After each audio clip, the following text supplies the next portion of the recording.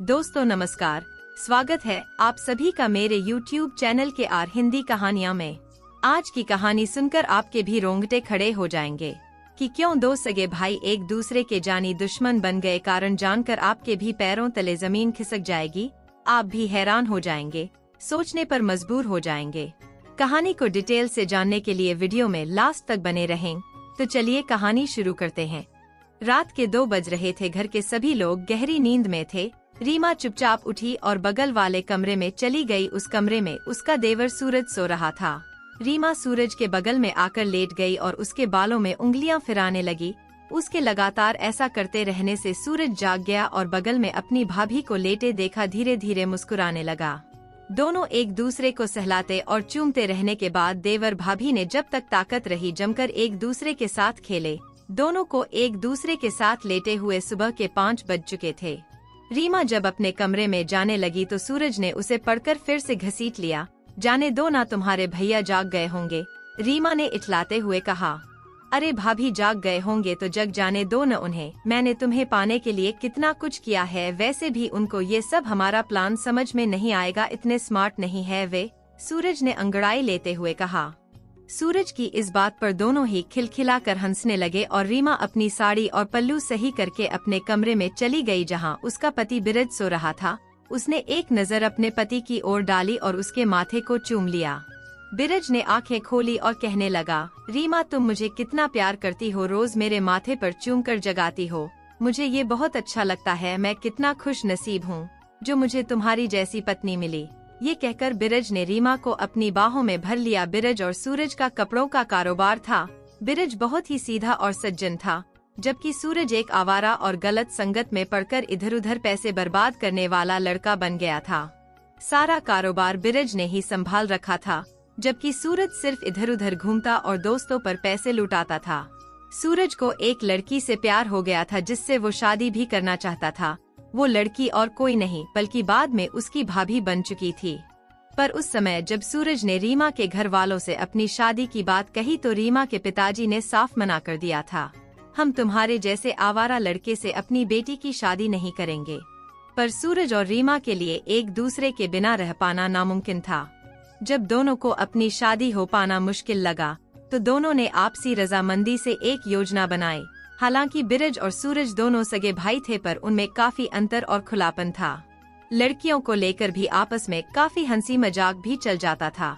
इसी बात का फायदा सूरज ने उठा लिया और अपने मोबाइल फोन में रीमा का फोटो बिरज को दिखाए। फोटो देखते ही बिरज को रीमा बहुत पसंद आ गई। अरे सूरज, ये लड़की तो बहुत खूबसूरत है, बिरज ने उतावला होते हुए कहा। हाँ भैया, खूबसूरत तो है, पसंद हो तो आगे बात चलाऊं, सूरज ने पासा फेंका। अरे नहीं नहीं, ये सब अच्छी बातें नहीं है, बिरज थोड़ा शर्मा सा गया। अरे भैया, शर्मा क्यों रहे हो, ये इसका व्हाट्सएप नंबर है और चैटिंग शुरू कर दो, सूरज ने एक और दाव फेंका। बिरज सीधा साधा लड़का था, जमाने की हवा उसे लगी नहीं थी, इसलिए उसे सूरज की चाल समझ में नहीं आई। उसने धीरे धीरे रीमा से फोन पर बातें शुरू कर दी। रीमा ने भी बिरज को अपने प्रेम जाल में गिरफ्तार कर लिया और जब ऐसा लगने लगा कि वो रीमा के बिना नहीं रह पाएगा तब उसने खुद ही अपनी माँ से अपने मन की बात कह दी। बिरज के पिता की मौत 4 साल पहले ही हो चुकी थी।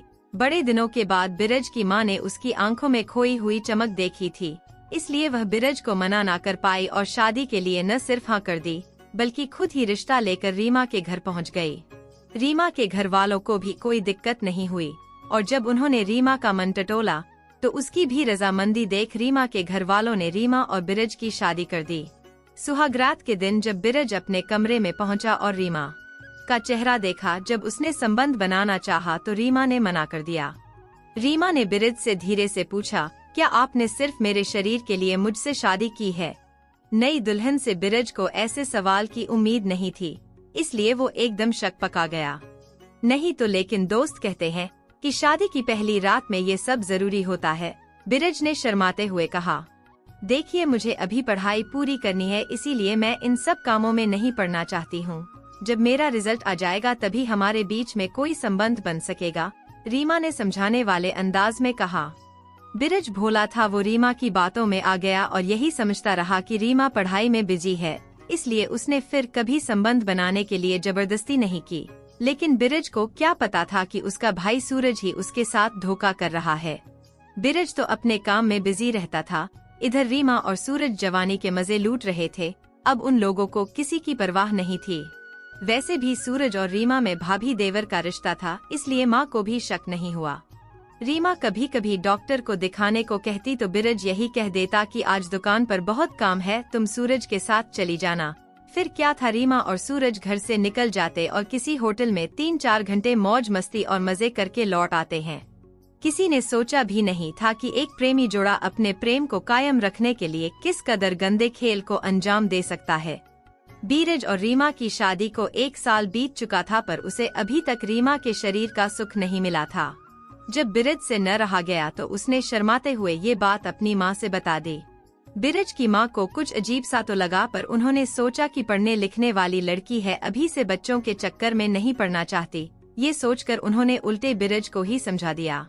एक दिन की बात है, बिरज शाम को दुकान बंद करके घर लौट रहा था। रीमा के लिए गजरा लेने के लिए वो एक दुकान की तरफ बढ़ा, तभी एक पान की गुमटी के पीछे से सूरज की आवाज आती हुई सुनाई दी, जो अपने दोस्तों के साथ मस्ती कर रहा था। बिरज वहीं खड़े होकर सूरज की बातें सुनने लगा। एक दोस्त सूरज से कह रहा था, अरे भाई सूरज, दिमाग हो तो तेरे जैसा, कैसे अपनी गर्लफ्रेंड को तुमने अपनी भाभी बना लिया और अब तो जब चाहे जितनी चाहे उतनी बार मौज ले सकता है। अरे यार, मैं यह सब नहीं करना चाहता था, पर रीमा का बाप मुझ जैसे आवारा लड़के से अपनी लड़की की शादी करना ही नहीं चाहता था, इसीलिए मुझे उसकी शादी अपने भैया से करवाने का यह नाटक करना पड़ा। सूरज नशे में ये सब कहे जा रहा था। बिरज के कानों में मानो किसी ने पिघला हुआ शीशा भर दिया था। लेकिन दोस्तों, रीमा भी बड़ी चालाक निकली। उसने आज तक भैया को अपना शरीर छूने तक नहीं दिया है, पर उसे क्या मालूम कि रीमा के सीने पर मैं कई बार अपनी कलाकारी दिखा चुका हूँ और आगे भी दिखाता रहूंगा। इतना कहकर सूरज जोर जोर से हंसने लगा। अपने खिलाफ इतना बड़ा धोखा होने की उम्मीद बिरज को सपने में भी नहीं थी, और जिस तरह से सूरज ने रीमा के लिए गलत बातें कर रखी थी, उनसे बिरज का खून उबाल मारने लगा था। बेईमान, कमीने, धोखेबाज, भाई होकर तूने भाई को धोखा दिया। चिल्लाते हुए बिरज ने सूरज को एक जोरदार तमाचा मार दिया। अपने दोस्तों के सामने हुई इस बेइज्जती को सूरज सहन नहीं कर पाया और उसने भी बिरज पर हाथ छोड़ दिया। दोनों भाई आपस में ही लात घूंसे चलाने लगे। सूरज का खून गर्म तो था ही, उस पर शराब ने और भी गर्मी चढ़ा रखी थी, और ये गर्मी तब शांत हुई जब उसने शराब की टूटी बोतल अपने भाई बिरज के सीने में घुसेड़ दी। दर्द से छटपटाता बिरज खून से नहा उठा था और कुछ देर में वो शांत हो गया। उसकी मौत हो चुकी थी। सामने पड़े भाई बिरज की लाश देखकर सूरज पहले तो घबराया, पर बाद में पुलिस की कार्यवाही और इस झमेले से बचने के लिए उसने एक प्लान बनाया।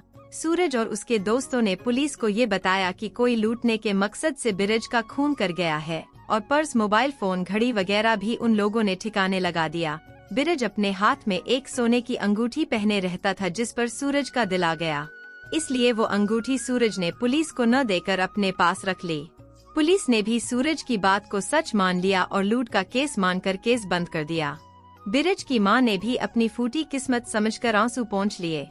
बिरज के मरने के बाद मां एकदम अकेली हो गई थी। वो रीमा के कमरे में ही सोने लगी थी। मां के रीमा के साथ में सोने से सूरज और रीमा का बना बनाया खेल चौपट सा दिखने लगा, क्योंकि अब उन दोनों को जिस्मानी जरूरतें पूरी करने की आजादी नहीं मिल पा रही थी। इसलिए सूरज ने मन ही मन एक दूसरा प्लान बनाया। माँ, बिरज भैया के जाने के बाद से आप बड़ी अशांत रहने लगी हो, आपको शांति मिले इसलिए चलो मैं आपको और भाभी को हरिद्वार घुमा लाता हूँ। कुछ दिन आश्रम में रहेंगी तो मन भी हल्का हो जाएगा। सूरज ने मासूमियत भरे लहजे में अपनी माँ से कहा। तब माँ ने कहा, अरे बेटा, मैं अब ये बुरी हड्डियाँ लेकर कहाँ जाऊंगी, तुम और रीमा ही हो, आओ, मैं यहीं रहकर घर की देखभाल करूंगी। अंधे को क्या चाहिए, 2 आंखें। सूरज और रीमा जो चाहते थे वही उनको मिल गया। फिर क्या था, दोनों ने खूब रुपया पैसा इकट्ठा किया और निकल पड़े शांति की तलाश में।